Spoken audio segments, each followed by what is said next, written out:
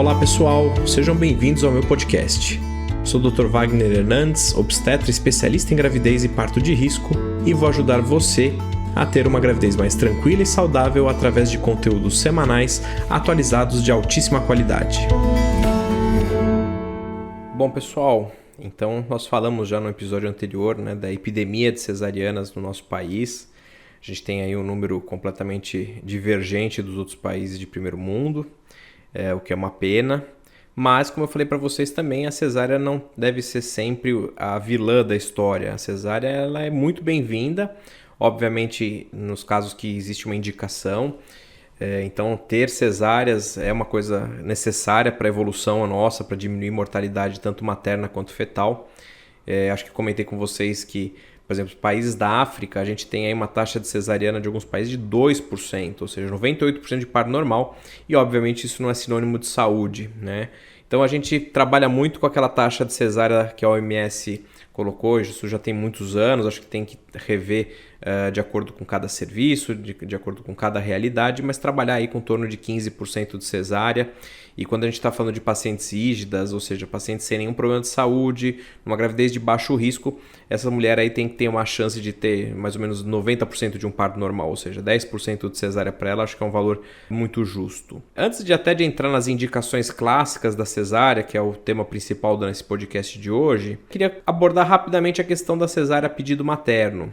E acho que sim, mesmo ciente aí dos prós e contras do parto cesáreo, ela deve ter o direito, muitas vezes, de escolher realmente qual é a melhor opção para si. Então, por mais que a gente explique todos os benefícios, que fale que o parto normal, a recuperação é melhor, que para o bebê é bom passar pelo canal de parto apertado, tira o líquido do pulmão, quem tem contato com as bactérias, a questão do protagonismo do parto, contato pele a pele.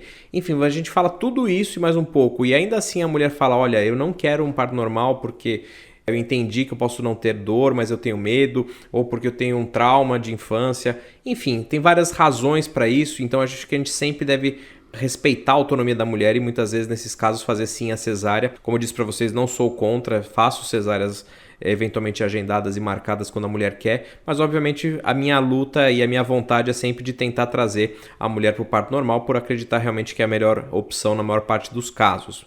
Mas nem sempre será, Só ainda falando da questão da cesárea pedido materno, talvez alguém possa colocar aquela polêmica de um projeto de lei que agora até está em discussão novamente das mulheres no SUS, ou seja, no Sistema Único de Saúde, de poder impedir também a cesárea, porque isso acaba sendo uma realidade dos hospitais privados, das pacientes que têm médicos particulares e não das pacientes que têm o SUS. Eu acho que a mulher que está no SUS também tem o direito, se ela for bem esclarecida de tudo, ela deve também ter o direito de escolher pela cesárea, mas antes disso eu acho que a gente tem que melhorar a qualidade tanto do pré-natal quanto melhorar também a assistência ao parto, ou seja, oferecer tudo que a gente consegue oferecer no parto normal no serviço privado, isso tem que ser oferecido no serviço público, que era o que a gente tinha no Hospital das Clínicas quando eu era o chefe lá do centro obstétrico, e até hoje existe. Então você tem a possibilidade de analgesia de parto, possibilidade de bola, de banheira, de água quente, enfim, todas as técnicas não farmacológicas para o controle de dor. E se ainda assim, com toda essa estrutura, ela ainda assim preferir uma cesariana,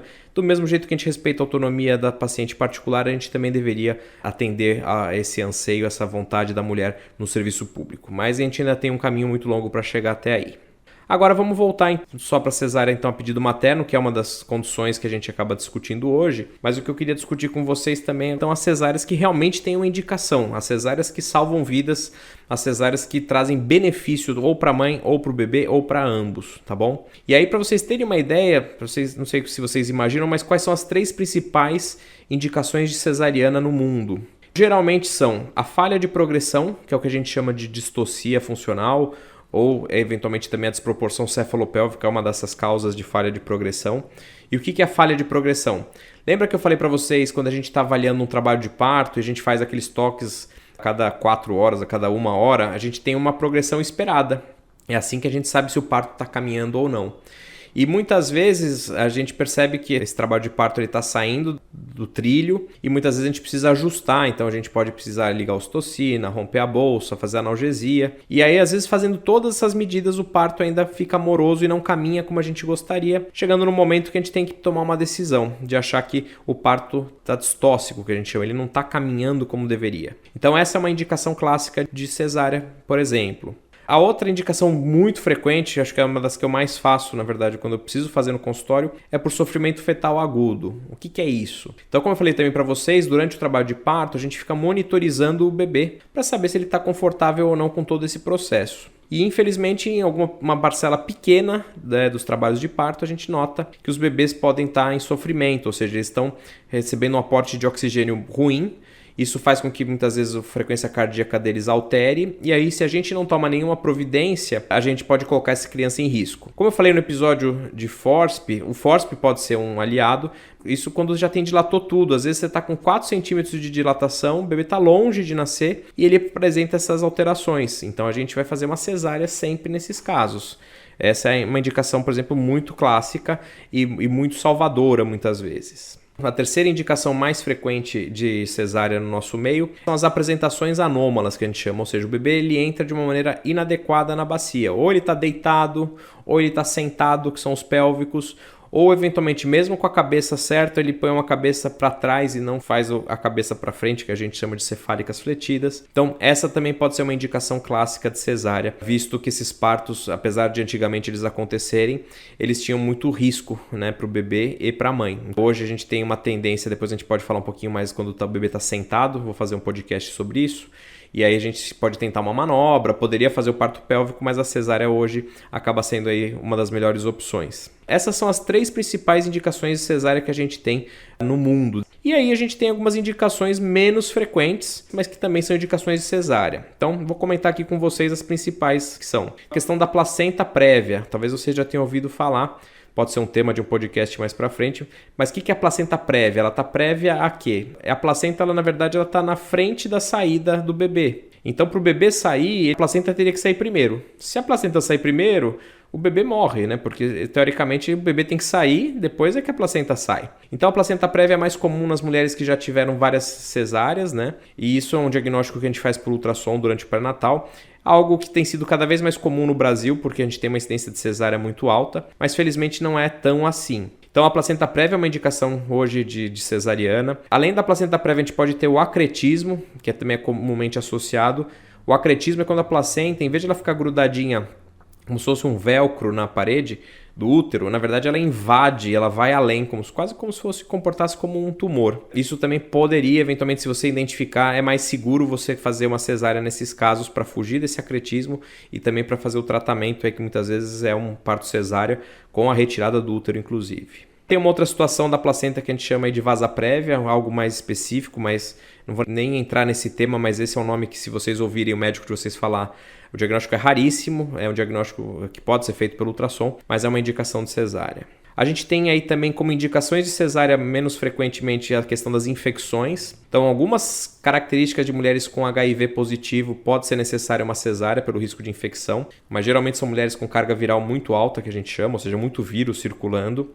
Caso contrário, o parto normal também é possível. A gente tem alguns casos raros de HPV. E HPV não é indicação de cesárea, pessoal, vamos lembrar disso. O que tem é que algumas mulheres fazem o que a gente chama de condilomas enormes, que são aquelas verrugas gigantescas que poderiam até obstruir a saída do bebê. Geralmente isso é passível de tratamento durante o pré-natal e possível de você fazer um parto normal depois. Então HPV não é indicação de cesárea, só realmente em situações muito extremas, tá bom? E outra infecção que também a gente tem que tomar um pouco de cuidado é o herpes genital, obviamente, principalmente quando ele acontece no 3º trimestre, quando é a primeira infecção. Às vezes a gente pode optar pela cesárea se ela teve esse histórico, mas a gente pode também fazer muitas vezes a profilaxia, dar um antiviral para ela evitar de ter essa infecção ativa. E realmente, só se ela entrar em trabalho de parto, a gente identificar aquelas vesículas ali, ou seja, a infecção ativa, a cesárea acaba sendo melhor, porque o risco do bebê pegar o herpes é muito grande e isso pode ser realmente letal para o bebê.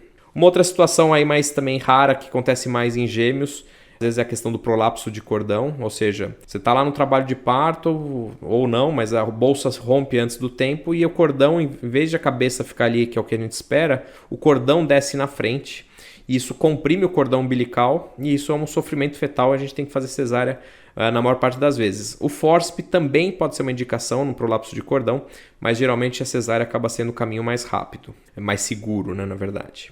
Uma coisa polêmica que a gente ouve sempre é a questão do tamanho do bebê. Se existiria um tamanho de bebê máximo no ultrassom que indicaria que a gente fizesse a cesárea de cara e nem tentasse o parto normal. vocês terem uma ideia, nos Estados Unidos eles usam como critério 5 quilos como um valor de referência para fazer cesárea direto, isso em mulheres sem diabetes gestacional, e eles usam 4,5 kg em mulheres com diabetes gestacional para cesárea direto. Isso tudo obviamente é pautado em estudos. Obviamente a gente tem que lembrar que as populações são diferentes, né? Tem mulheres mais altas, às vezes em alguns países da Europa, isso tem que ser considerado. E tem que lembrar que o ultrassom tem uma margem de erro enorme, né? Nesse finalzinho a gente fala de uma margem de erro de 10 a 15%, por isso que eles põem o peso lá em cima. Quando você coloca um bebê de 5 kg no ultrassom, obviamente esse bebê pode pesar 5,5 kg, mas ele também pode pesar 4,5, por isso que é usado esse número tão elevado. Então muito cuidado com essa indicação de cesárea pelo tamanho dos bebês, né? Esse ano mesmo a gente fez 2 partos normais, um bebê de 4,700 e um outro de 4,500. Uma paciente com essa de 4,700 tinha uma cesárea anterior e foi super bem, porque era uma mulher super alta. A outra também era uma mulher muito alta, que já tinha um bebê anterior de 4 quilos e foi super tranquilo. Então nem sempre com tamanho, quando a gente brinca, tamanho não é documento. A gente precisa ver muitas vezes o tamanho do bebê em relação à proporção da mulher. E também, muitas vezes a gente vai para um teste, a gente vai para uma prova, deixa o trabalho de parto rolar.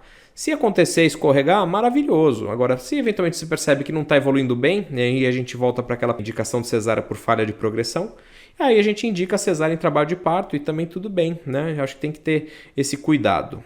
Outra indicação de cesárea pouco frequente são os que a gente chama de tumor prévio. Então, às vezes a mulher tem um mioma muito grande que fica na frente da saída do bebê. Casos raríssimos, eu lembro desses casos só no Hospital das Clínicas, no consultório geralmente a gente não vê esse tipo de situação. Então, por exemplo, mioma não é uma indicação de cesárea, tá bom? A não ser que realmente tenha alguma coisa nesse sentido. E uma outra indicação de cesárea que é difícil, tem aparecido cada vez mais frequente, que é o risco da ruptura uterina, ou seja, qual que é a questão?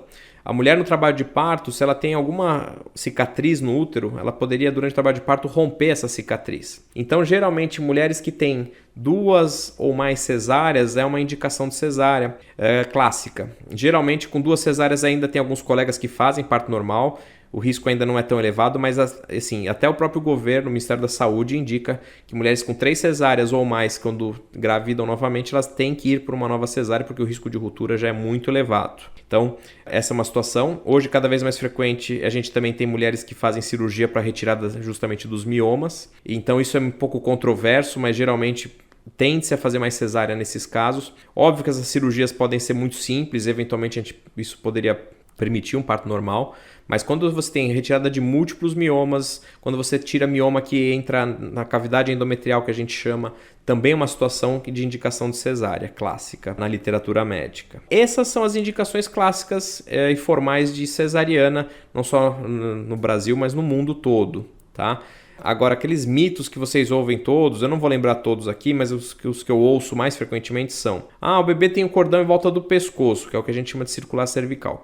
Isso é besteira, pessoal. Isso não é indicação de cesárea. Depois a gente pode fazer um podcast só sobre circular cervical, mas adianto para vocês que a gente nem deveria ficar pesquisando isso, porque justamente só causa ansiedade e vai indicar várias cesáreas desnecessárias. A circular cervical, só para vocês lembrarem, é um cordão em volta do pescoço. Óbvio que se você pensar nisso, dá uma aflição, porque parece que o bebê está na forca, mas lembrem que o bebê não respira pela boca, como nós, nem pelo nariz. Ele respira pelo cordão umbilical. Então, não tem essa questão de apertar como se fosse uma forca. Geralmente, os casos raros que acontecem de óbito, geralmente são casos que o cordão estava muito apertado, são casos raríssimos e geralmente você identifica durante o trabalho de parto alguma alteração e pode converter para uma cesárea a qualquer momento, tá bom? Uma outra indicação absurda é a indicação de cesárea por conta do Streptococcus do grupo B positivo. Então, é uma bactéria que geralmente fica ali no intestino, então a saída da vagina e do intestino são próximas.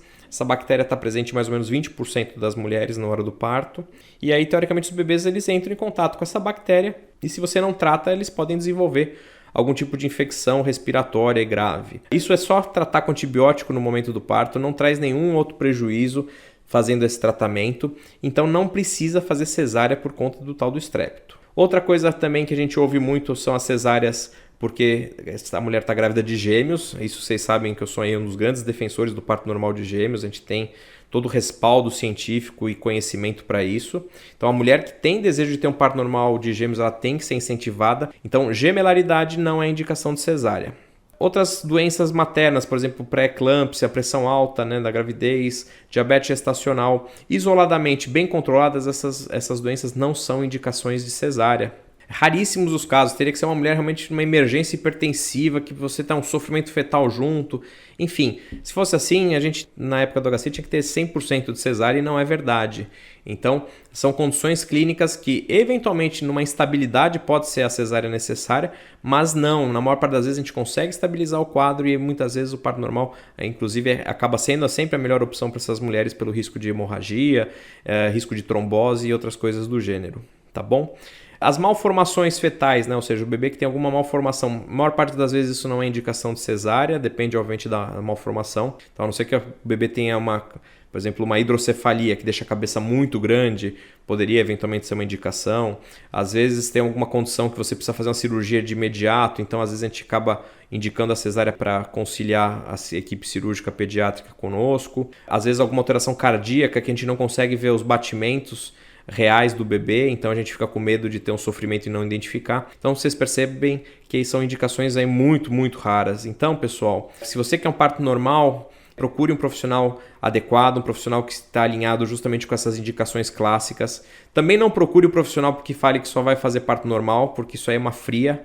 Então lembra da África, 2% de cesárea. Horrível, tá bom? Então se você vai num profissional que fala para você que a taxa de parto cesárea dele é de 2 a 5%, fuja, não é um bom profissional. Um bom profissional é aquele que vai ter aí 15% de cesárea, 20% de cesárea. A gente tem mais ou menos isso, a gente tem geralmente até um pouco mais, porque justamente como eu falei, eu respeito a autonomia da mulher. Então se me pedir uma cesárea, apesar dos meus esforços, a gente faz. E a gente tem aí em torno aí de 25% a 30% de cesárea no consultório, ou seja, 70% de parto normal, que é uma taxa muito boa. Felizmente é isso que vocês devem buscar nos profissionais que atendem vocês. Acho que eu queria falar, era isso, sobre a questão aí das indicações de cesariana. Vou gravar então, acho que o próximo podcast vai ser justamente sobre a técnica da cesárea, justamente do que a mulher que vai para uma cesariana, tanto eletiva quanto uma cesárea de emergência, como é que funciona, qual é a anestesia, qual é o procedimento, precisa de jejum, passa sonda. Eu vou explicar isso tudo no próximo episódio. Quem tiver qualquer tipo de dúvida pode mandar para o @Dr. Wagner Hernandes no Instagram e nos falamos semana que vem. Um grande abraço, pessoal. Tchau, tchau.